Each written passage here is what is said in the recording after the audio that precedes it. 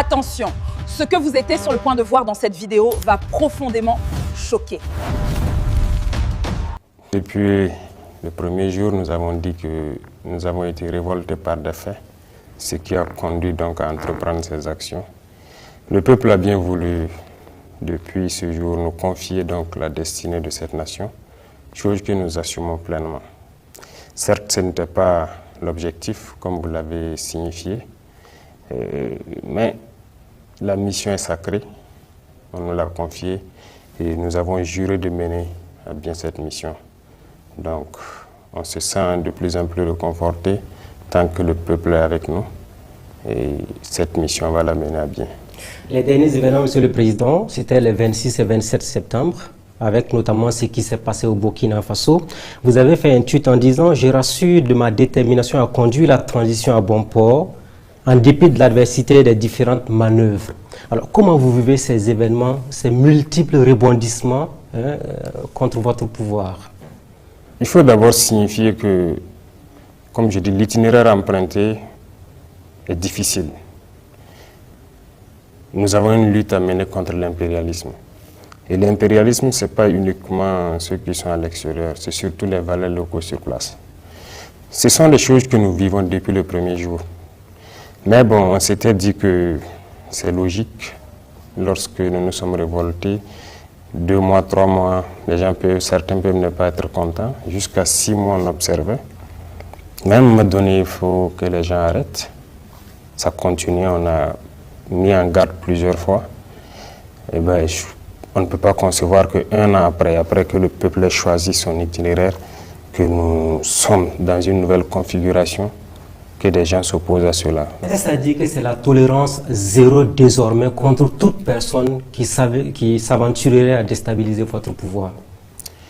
Ne dites pas notre pouvoir, je dirais toute personne qui voudrait, c'est-à-dire se mettre en travers de la marche de ce peuple-là. Il n'y aura pas de sentiment.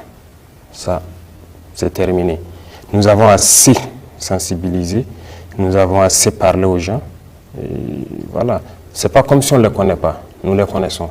Certains sont venus ici, nous les avons dit, on vous flatte. L'impérialisme n'a pas d'amis. Peut-être que certains se sentent obligés parce qu'ils ont peut-être des serments qu'ils ont prêtés avec les impérialistes et il les faut aller au bout. C'est fini. C'est fini.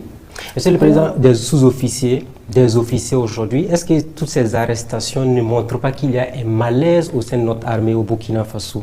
Pas de malaise. Ce sont des individus manipulés. Voilà. Il n'y a pas de malaise. Les hommes se battent au front. Il n'y a aucun malaise. Et si vous regardez ceux qui sont dans ces situations-là, ce n'est pas forcément des gens venus du front. Donc des Burkinabés se battent. On ne peut pas concevoir que d'autres qui sont à l'arrière, ils se permettent de rentrer dans certains projets. Et en fait, il faut reconnaître que les impérialistes, ils sont très malins. Ils peuvent prendre quelques individus avec qui ils traitent, et ces individus se sentent obligés d'aller au bout parce qu'ils sont menacés aussi. S'ils ne vont pas au bout, c'est qu'ils ont pris ou bien les serments qu'ils ont prêtés avec eux, ils auront des problèmes. Mais ils vont embarquer d'autres personnes dedans. C'est peut-être que les gens soient intelligents. Mais voilà, il n'y a pas de problème majeur. Tout le monde ne sera pas d'accord, mais ça fait partie. Excellence, l'un des gros sujets d'intérêt pour la population, c'est bien la question sécuritaire, la sécurité et la défense. Une année après, le Burkina qui continue d'essuyer de lourdes attaques, comme on l'a vu à Conakry il y a quelques semaines. Alors, 53 morts, ce fut énorme, Monsieur le Président. On aimerait un peu comprendre ce qui s'est réellement passé. Les batailles, il y a des morts. Mais 53, on trouve ça trop. Sûrement que quelque chose n'a pas fonctionné. Les enquêtes sont en cours aussi. S'il y a des choses qui n'ont pas fonctionné à notre niveau, qu'on puisse régler ça rapidement. Mais il faut reconnaître que Combri, c'était une action audacieuse. C'était très audacieux parce que c'est une zone qui a été abandonnée, qui était sous contrôle terroriste. Donc, vous savez très bien, depuis 2021, personne n'y a mis pied. Il faut y aller. Toutes ces zones où on est absent depuis des années, nous allons y aller. Ce seraient des batailles très dures, il faut s'y attendre. Mais nous sommes là pour ça. Il faut qu'on y aille. Alors pour rester dans cette région, Tangay c'est une des communes rurales qui a été reconquise il n'y a pas très longtemps, avec à la clé l'installation d'une base militaire et même le retour des populations. Sur le terrain, vous pourrez le constater. Voilà. Il y a des choses même que nous voyons souvent qui ne nous plaisent pas forcément. Parce qu'il arrive que certains communiquent, on a reconquis tel village, les gens ont rejoint. Peut-être que d'autres personnes contestent ça, notamment sur vos plateaux télé. Mais ça constitue des victoires pour vous. C'est symbolique en termes de victoire pour vous, naturellement. Je suis d'accord. Oui. Mais vous voyez ce qui se passe lorsque il y a ce débat-là. D'autres disent oui, c'est reconquis, d'autres disent non. Les villageois se mettent à se filmer eux-mêmes dans leur village pour prouver que c'est reconquis, les voilà au marché, ainsi de suite. Bon, nous, dans notre stratégie, je dirais, ça ne nous plaît pas trop. Nous voulons que ça... Ceux qui veulent le constater, ils peuvent aller sur le terrain. Il y a des zones aujourd'hui, vous partez, vous circulez. Donc c'est mieux que les gens aillent constater. Mais on ne veut pas que les gens s'exposent en se filmant et puis en montrant. Le Premier ministre a dit il y a quelques mois qu'on était à 60% de couverture du territoire. Quelques mois plus tard, nous sommes à 1 an de votre pouvoir, du MPSR2. Vous pouvez quand même donner une idée de la reconquête du territoire burkinabé à l'ensemble des citoyens qui nous regardent. Il n'y a pas cette partie du Burkina où nous ne pouvons pas mettre pied. Les populations de Djibo, de Dori qui nous regardent diront nous sommes sous blocus, il faut des convois pour venir vers nous. Oui, même si demain nous sommes à 100%, on fera peut-être des escortes, on va protéger nos itinéraires. Parce que c'est une guérilla, c'est une guerre. 2, 3, 4 individus sortent et voilà, commettent des dégâts sur quelques camions et puis ils disparaissent. Et voilà, donc on va toujours protéger nos itinéraires, on va toujours escorter nos commerçants et tous ceux qui se déplacent. Alors l'une des plaintes, c'est le temps que ça met. Je prends l'exemple de la ville de Nouna qui a été ravitaillée rien que le mardi, mais là on a mis pratiquement 1 mois pour ravitailler cette localité-là. Bon, peut-être le délai est dû peut-être aux conditions du terrain. Avec la saison, peut-être c'est pas facile. Et la planification des missions, donc dans ces situations-là, c'est pas aussi simple. Mais ce sont des choses qu'on va rattraper. Alors, Excellence, une année après votre arrivée au pouvoir, est-ce que, au regard de la configuration des choses dans la lutte antiterroriste, vous êtes toujours dans la pensée que les armes seules suffisent à vaincre le phénomène? Nous ne sommes pas dans les armes seules. Nous sommes dans la communication aussi, n'est-ce pas? On a fait comprendre que nous connaissons le problème et que des gens devraient s'abstenir de se lancer donc dans ces mouvements-là, parce qu'on sait ce qui a amené les gens à prendre les armes, éventuellement à rejoindre les camps de ces criminels-là. Ça, c'est de la communication.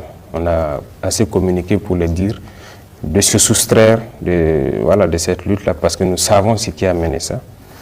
Voilà, on a sensibilisé beaucoup, ça fait une partie. Les armes, ça fait bien sûr partie, mais il y a le développement aussi.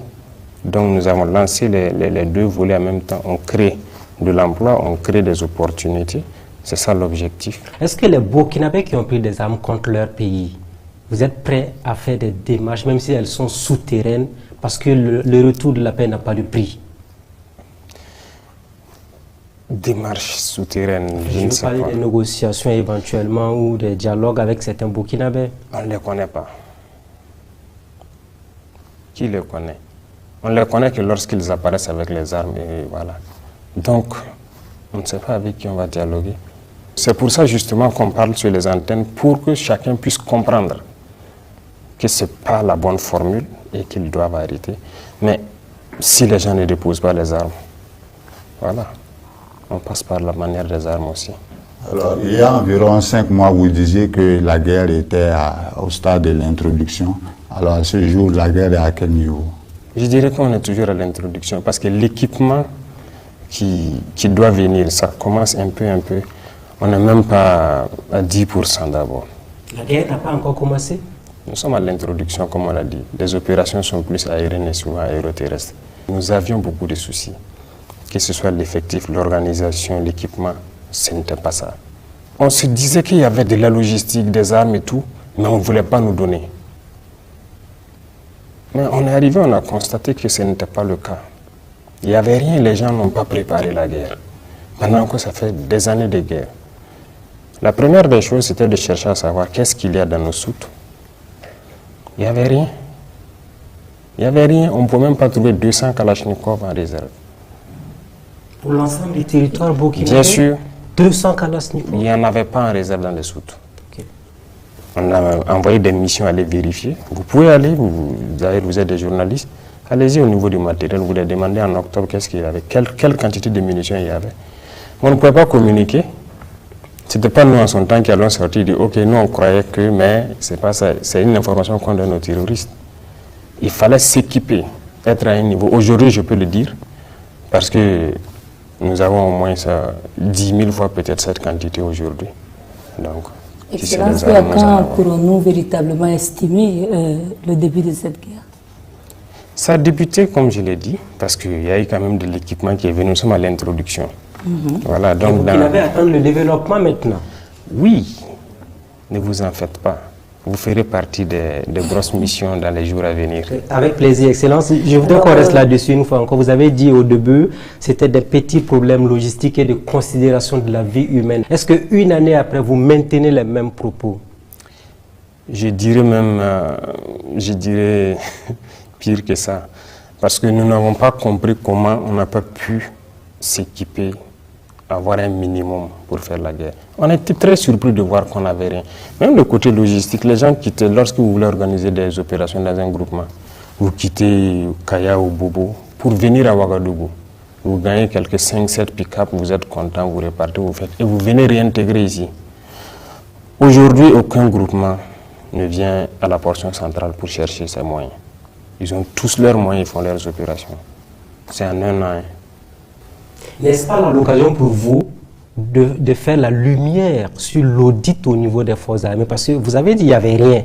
Tout cet argent qu'on investissait, finalement, dont on parlait, est-ce que vous êtes prêt à faire toute la lumière? Parce qu'il faut quand même faire un audit pour comprendre pourquoi on n'avait pas des armes alors qu'on était en guerre depuis près de 7 ans. Il y a une justice militaire, et il y a même la justice civile. Il y a beaucoup de structures de contrôle. Nous avons donné le temps. Et je pense qu'on est même allé loin. Vous avez vu entre-temps une réorganisation dans la justice militaire.